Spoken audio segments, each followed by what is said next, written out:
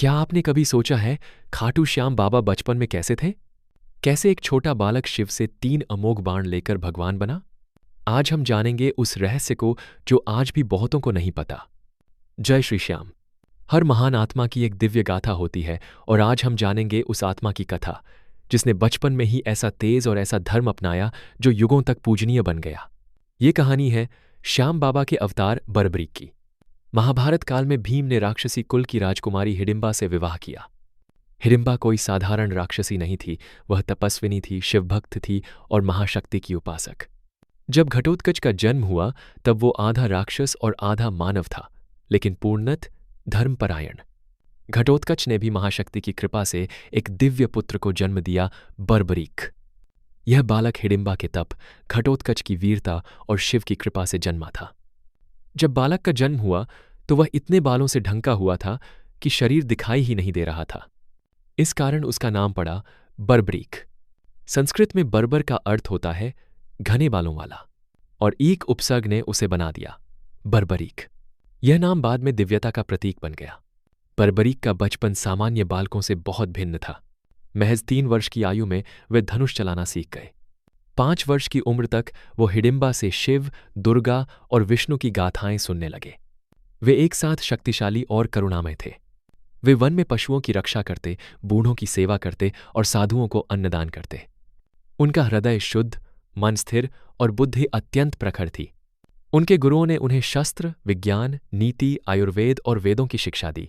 वे बचपन से ही धर्म और करुणा को जीवन का मूल मानते थे। एक बार बाल बरबरीक ने सुना कि युद्ध में जीतने के लिए केवल बल नहीं, दिव्य शक्ति की आवश्यकता होती है।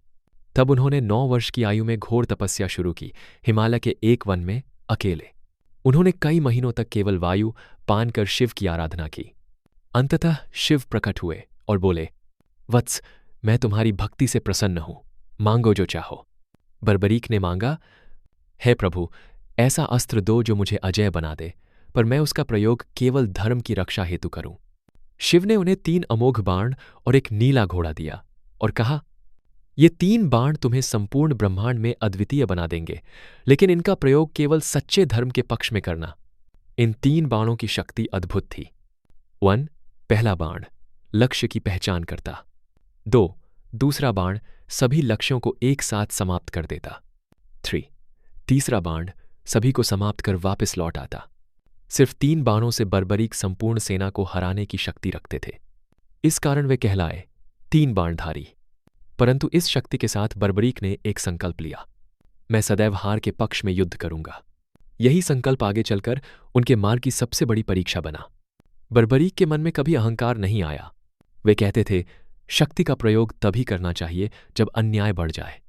उनका जीवन सरलता, संयम, करुणा और साहस का संगम था। वे कहते थे, मुझे युद्ध में नहीं, धर्म के पक्ष में खड़ा होना है।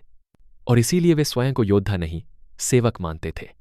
उनकी माता हिडिंबा ने हमेशा उन्हें सिखाया, सच्चा वीर वह है जो अपनी शक्ति को संयम से प्रयोग करे।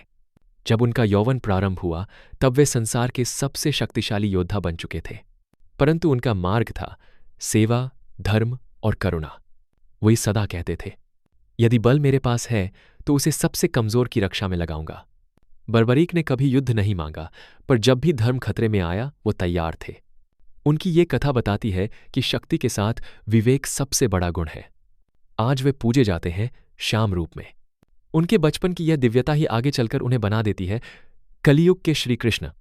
अगर आपको श्याम बाबा की यह दिव्य कथा पसंद आई हो तो इस वीडियो को लाइक, शेयर और हमारे चैनल को सब्सक्राइब जरूर करें। जय श्री श्याम।